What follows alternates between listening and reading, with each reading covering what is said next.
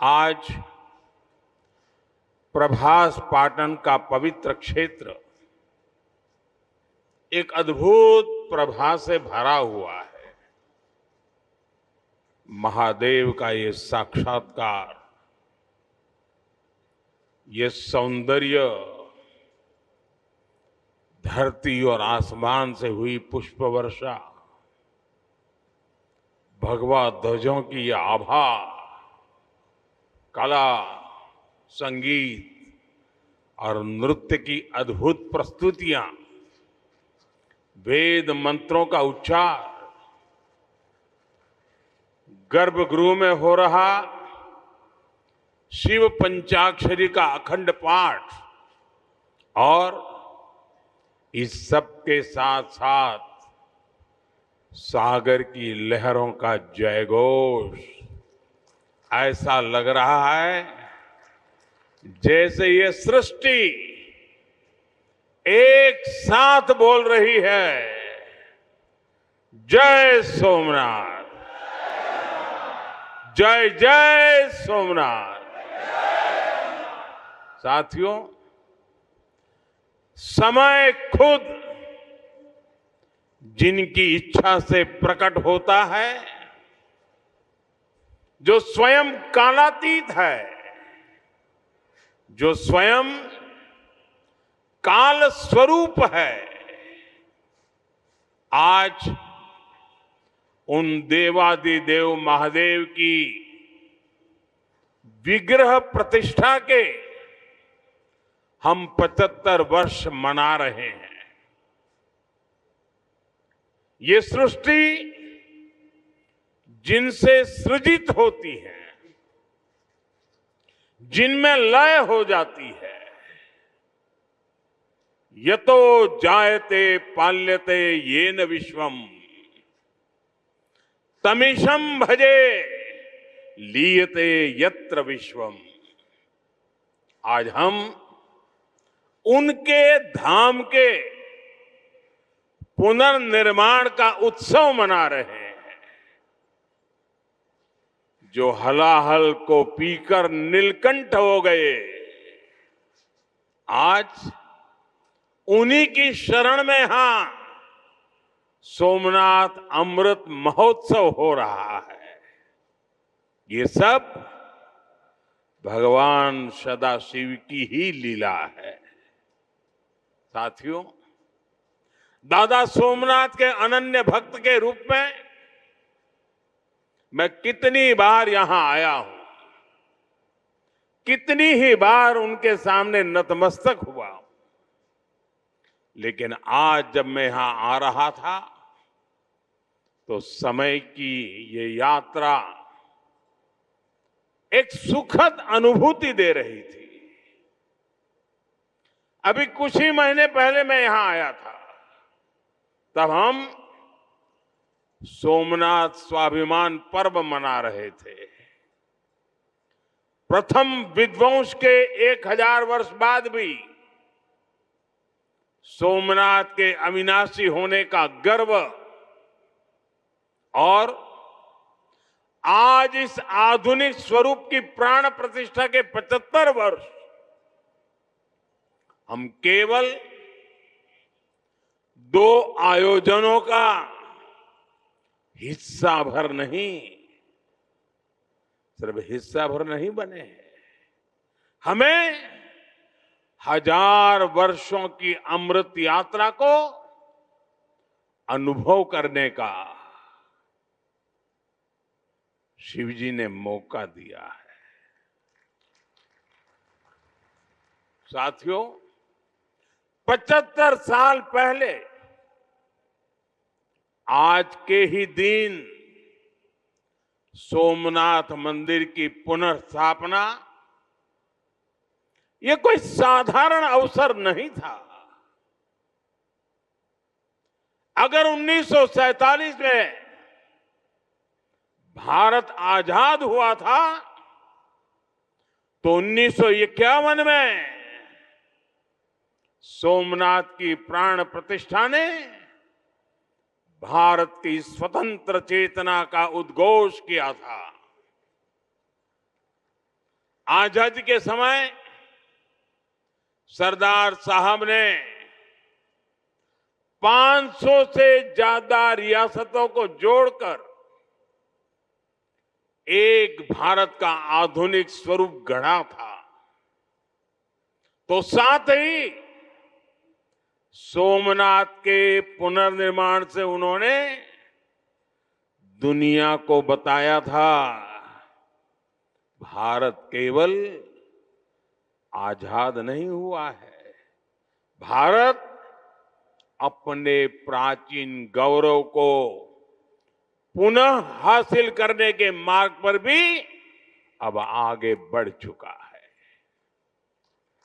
साथियों, इसलिए आज इस अवसर पर मैं केवल 75 वर्षों की झांकी नहीं देख रहा हूं, मैं यहां देख रहा हूं विनाश में सृजन के संकल्प को, जिसे सोमनाथ ने चरितार्थ किया है। मैं यहां देख रहा हूं असत्य पर सत्य की विजय को, जिसे प्रभास पाटन ने बार बार जिया है। मैं यहां देख रहा हूं हजारों वर्षों की आध्यात्मिक चेतना को, जिसने मानव मात्र के कल्याण की सीख समूचे विश्व को दी है। मैं यहां देख रहा हूं भारत के उस अविनाशी स्वरूप को, जिसे सदियों के कुत्सित प्रयास भी न मिटा सके, न हरा सके। और मैं यहां देख रहा हूं सोमनाथ का अमृत महोत्सव, ये केवल अतीत का उत्सव नहीं है, ये अगले 1000 वर्षों के लिए भारत की प्रेरणा का महोत्सव भी है। मैं सभी देशवासियों को दादा सोमनाथ के कोटि कोटि भक्तों को इस महोत्सव की बहुत बहुत बधाई देता हूं। साथियों, आज का दिन एक और वजह से भी विशेष है। 11 मई 1998 यानी आज के ही दिन देश ने पोखरण में परमाणु परीक्षण किया था।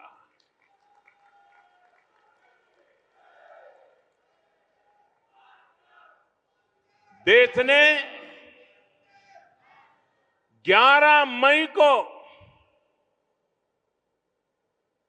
पहले 3 परमाणु परीक्षण किए। हमारे वैज्ञानिकों ने भारत के सामर्थ्य को, भारत की क्षमता को वैज्ञानिकों ने दुनिया के सामने रखा। दुनिया में तूफान आ गया। भारत, उसकी ये हैसियत, ये कौन होता है भारत जो परमाणु परीक्षण करे? और दुनिया की आंखें लाल हो गई। दुनिया भर की शक्तियां भारत को दबोचने के लिए मैदान में उतरी। अनेक प्रकार के बंधन लग गए। आर्थिक संकट की संभावनाओं के रास्ते सारे के सारे बंद कर दिए गए। कोई भी हिल जाता, जब दुनिया भर की बड़ी बड़ी शक्तियां इतना बड़ा आक्रमण कर दें तो आगे के रास्ते दिखते नहीं है। लेकिन हम कोई और मिट्टी के बने हुए हैं। 11 मई के बाद दुनिया हम पर टूट पड़ी थी। 11 मई को वैज्ञानिकों ने अपना काम कर लिया था, लेकिन 13 मई को फिर 2 और परमाणु परीक्षण हुए। उससे दुनिया को पता चला था कि भारत की राजनीतिक इच्छा शक्ति कितनी अटल है। उस समय पूरी दुनिया का दबाव भारत पर था, लेकिन अटल जी के नेतृत्व में बीजेपी सरकार ने दिखाया था कि हमारे लिए राष्ट्र प्रथम है। दुनिया की कोई ताकत भारत को झुका नहीं सकती, दबाव में नहीं ला सकती। साथियों, देश ने पोखरण परमाणु परीक्षण को ऑपरेशन शक्ति नाम दिया था, क्योंकि शिव के साथ शक्ति की आराधना ये हमारी परंपरा रही है। अर्धनारीश्वर शिव स्वयं भी शक्ति के साथ ही पूर्ण होते हैं। आपको याद होगा, जब देश का मिशन चंद्रयान सफल हुआ था, तब चंद्रमा पर जहां भारत का रोवर लैंड हुआ, उस जगह का नाम भी हमने शिव शक्ति पॉइंट रखा है,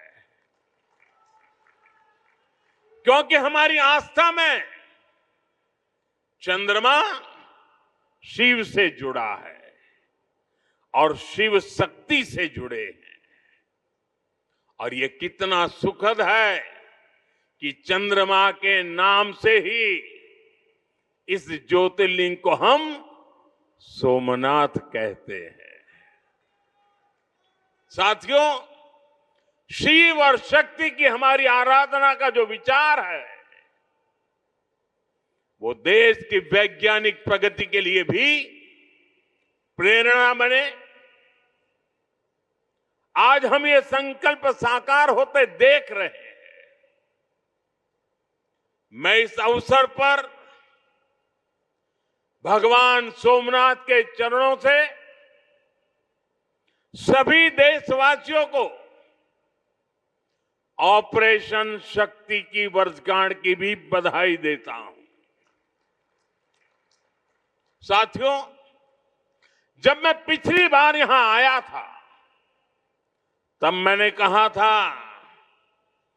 जिसके नाम में ही सोम अर्थात अमृत जुड़ा हो, उसे नष्ट कौन कर सकता है। इतिहास के लंबे कालखंड में इस मंदिर ने कितने ही आक्रमण झेले। महमूद गजनवी, अलाउद्दीन खिलजी जैसे अनेक आक्रांत आए। लुटेरों ने सोमनाथ मंदिर का वैभव मिटाने का प्रयास किया। वो सोमनाथ को एक भौतिक ढांचा मानकर उससे टकराते रहे। बार बार इस मंदिर को, इस ढांचे को तोड़ा गया और ये बार बार बनता रहा, हर बार उठ खड़ा होता रहा, क्योंकि तोड़ने वालों को मालूम नहीं था हमारे राष्ट्र का वैचारिक सामर्थ्य क्या है। हम भौतिक शरीर को नश्वर मानने वाले लोग हैं, लेकिन हम जानते हैं उसके भीतर बैठी आत्मा अविनाशी है। और फिर तो शिव तो सर्वात्मा है।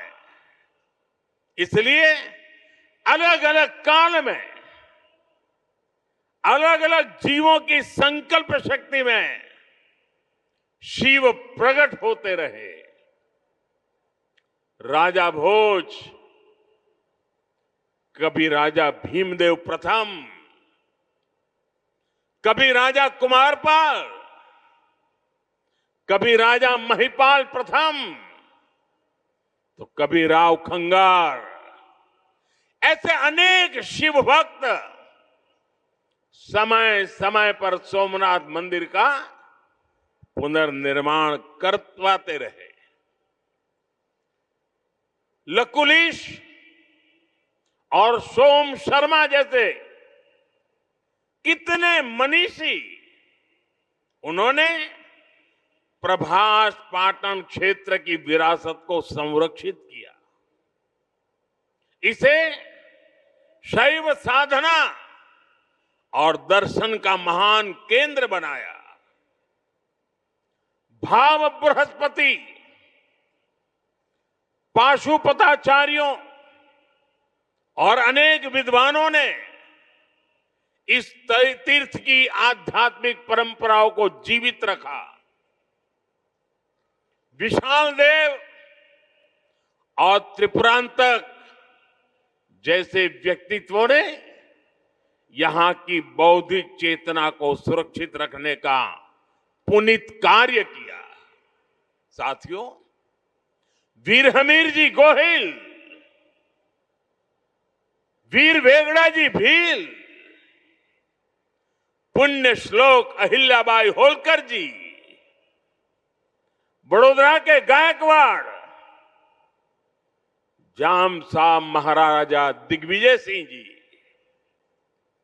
ऐसी कितनी ही महान विभूतियां हैं जो सोमनाथ की सेवा में अपना सर्वस्व अर्पित करती थी। मैं आज इस अवसर पर सरदार वल्लभ भाई पटेल, डॉक्टर राजेंद्र प्रसाद, श्रीमान के.एम. मुंशी जी, ऐसी सभी ज्ञात अज्ञात दिव्यात्माओं को भी श्रद्धा पूर्वक, आदर पूर्वक नमन करता हूं। उनका स्मरण हमें यह प्रेरणा देता है कि हमें न केवल अपनी सांस्कृतिक विरासत को आगे बढ़ाना है, बल्कि इस जिम्मेदारी को आने वाली पीढ़ियों के हाथों में सौंप कर भी जाना है। साथियों, हमारे सांस्कृतिक स्थल हजारों वर्षों से भारत की पहचान रहे हैं। इतनी समृद्ध विरासत हमें मिली है, लेकिन आप विडंबना देखिए, हमने दशकों तक उसके महत्व को नहीं समझा। दुनिया में से कितने ही उदाहरण हैं जहां विदेशी हमलावरों ने राष्ट्रीय पहचान से जुड़े स्थलों को नष्ट किया, लेकिन जब उस देश के लोगों को मौका मिला, सबने साथ आकर अपनी पहचान को फिर से सहेजा, फिर से संवारा, पुनः प्रतिष्ठा की। लेकिन हमारे यहां राष्ट्रीय स्वाभिमान से जुड़े विषयों पर भी राजनीति होती रही। सोमनाथ खुद इसका सबसे बड़ा उदाहरण है। आजादी के बाद पहले दायित्वों में से एक था कि सोमनाथ मंदिर का पुनरुद्धार करते। इसलिए सरदार वल्लभ भाई पटेल और डॉक्टर राजेंद्र प्रसाद जी, उन्होंने इसके लिए इतने प्रयास किए। लेकिन हम सब जानते हैं उन्हें इसके लिए नेहरू जी द्वारा कितना विरोध झेलना पड़ा था। मैं आज इसके विस्तार में नहीं जाऊंगा, लेकिन ये सरदार साहब की इच्छा शक्ति थी कि इतने विरोध के बावजूद सरदार साहब डिगे नहीं। सोमनाथ मंदिर का पुनर्निर्माण भी हुआ और देश ने सदियों के कलंक को भी धो दिया। साथियों, दुर्भाग्य से देश में ऐसी शक्तियां आज भी प्रभावी हैं जिन्हें राष्ट्रीय स्वाभिमान से ज्यादा तुष्टीकरण जरूरी लगता है। राम मंदिर निर्माण जैसे अवसरों पर भी हमने देखा है किस तरह राम मंदिर निर्माण का भी विरोध किया गया। हमें ऐसी मानसिकता से सावधान रहना है। इस तरह की संकुचित राजनीति को हमें पीछे छोड़ना होगा। हमें विकास और विरासत को साथ लेकर के आगे बढ़ना होगा। साथियों, बीते वर्षों में मुझे सोमनाथ ट्रस्ट के अध्यक्ष के रूप में सोमनाथ दादा की सेवा का जो अवसर मिला, इस मंदिर और क्षेत्र के विकास के लिए जो ऐतिहासिक काम हुए, उस परिवर्तन को आज हम सब प्रत्यक्ष देख रहे हैं। लेकिन साथ ही इस सेवा का मुझे व्यक्तिगत लाभ भी हुआ है। आज मुझे देश के सभी पवित्र तीर्थों के विकास का जो मौका मिल रहा है, ये भगवान सोमनाथ का ही कृपा प्रसाद है। साथियों, आज काशी में सदियों बाद बाबा विश्वनाथ धाम का इतना भव्य विस्तार हुआ है। आज उज्जैन में महाकाल महालोक के विशाल दर्शन भी हो रहे हैं। केदारनाथ धाम का पुनर्निर्माण भी हुआ है। जैसा मैंने पहले कहा, अयोध्या में 500 साल की प्रतीक्षा भी पूरी हुई है। आज वहां भव्य मंदिर में रामलला विराजमान है। साथियों, ऐसे कितने ही पवित्र तीर्थ, पवित्र मठ, मंदिर और क्षेत्र, उनकी जो महिमा हमने पुराणों में सुनी है, आज वहां हमें उस समृद्ध परंपरा के दर्शन होने लगे हैं। और ये इतना कुछ 10-12 साल के भीतर भीतर हुआ है। साथियों, हमारे सांस्कृतिक केंद्रों की उपेक्षा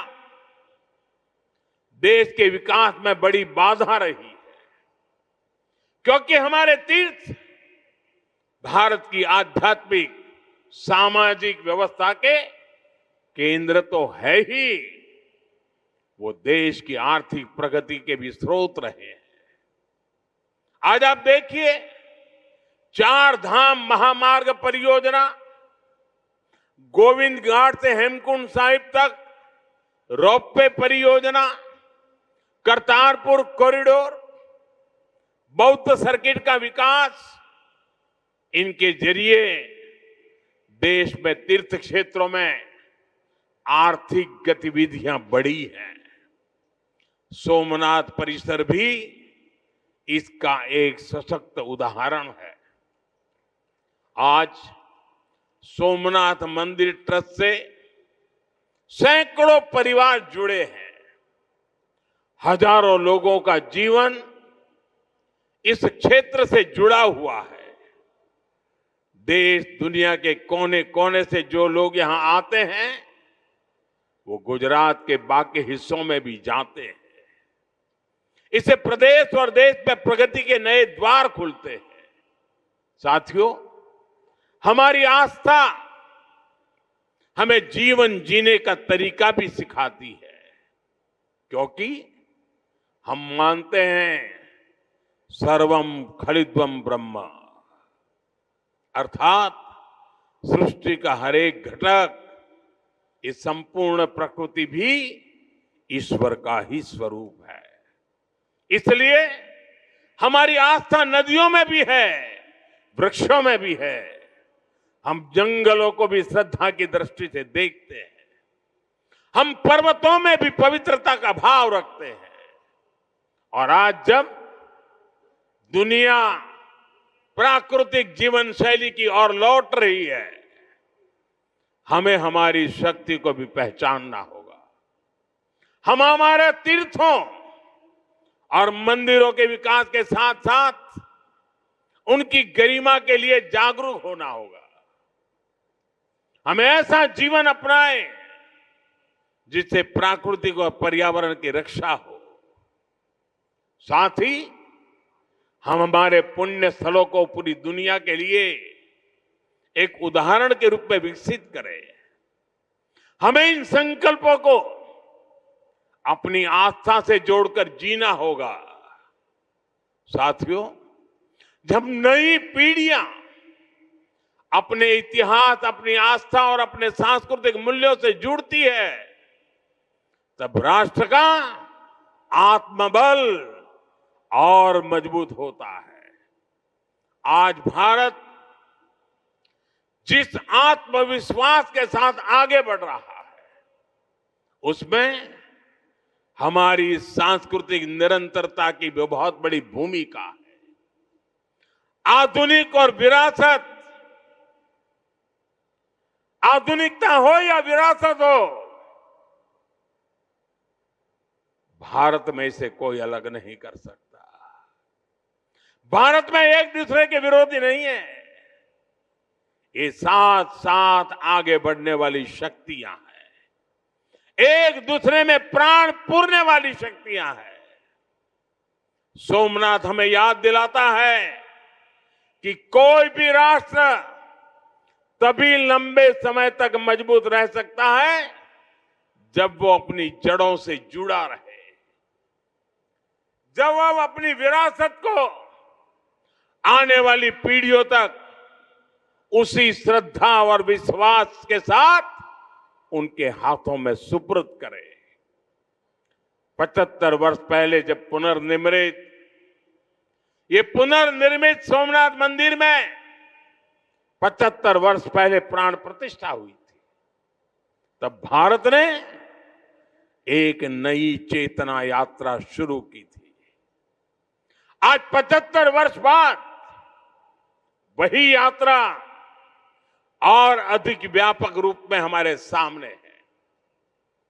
हमें इसे नई ऊंचाई पर लेकर जाना है। हमारे संकल्पों को पूरा करने में दादा सोमनाथ का आशीर्वाद हमेशा हमारे साथ रहे, यही प्रार्थना है। एक बार फिर सभी देशवासियों को, विरासत में विश्वास करने वाले हर नागरिक को, आप सभी को इस अवसर की बहुत बहुत बधाई देता हूं। मेरे साथ बोलिए, जय सोमनाथ, जय सोमनाथ, हर हर महादेव।